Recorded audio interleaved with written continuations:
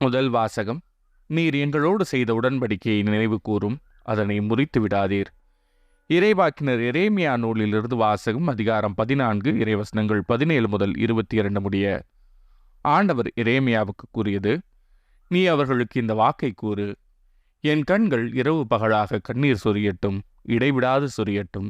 ஏனெனில் என் மக்களாம் கன்னிமகள் நொறுங்குண்டால் அவளது காயம் மிகப்பெரியது. வயல்வெளிகளுக்கு சென்றால் இதோ வாளால் மடிந்தவர்கள், நகரில் நுழைந்தால் இதோ பசியால் நலிந்தவர்கள். இறைவாக்கினரும் குருக்களும் தங்களுக்கு முன்பின் தெரியாத நாட்டில் அழைகின்றனர். நீர் யூதாவை முற்றிலும் புறக்கணித்து விட்டீரா? சீயோனை உள்ளம் வெறுத்து விட்டதா? நாங்கள் குணமாக முடியாதபடி ஏன் எங்களை நொறுக்கினீர்? நாங்கள் அமைதிக்காக காத்திருந்தோம், பயனேதும் இல்லை. நலம் பெறும் காலத்தை எதிர்பார்த்திருந்தோம், பேரச்சமே மிஞ்சியது. ஆண்டவரே, எங்கள் குற்றத்தையும் எங்கள் மூதாதையரின் தீமையையும் நாங்கள் ஏற்றுக்கொள்கிறோம். நாங்கள் உமக்கு எதிராய் பாவம் செய்தோம். உம் பெயரை முன்னிட்டு எங்களை உதறி தள்ளாதீர்.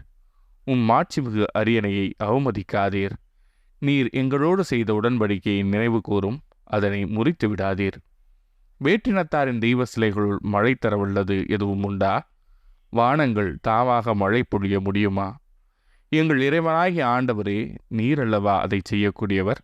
நாங்கள் உம்மையே எதிர்நோக்கியுள்ளோம், ஏனெனில் இவற்றையெல்லாம் செய்பவர் நீரே. இது ஆண்டவரின் அருள்வாக்கு. இறைவா, உமக்கு நன்றி. பதிலுரை.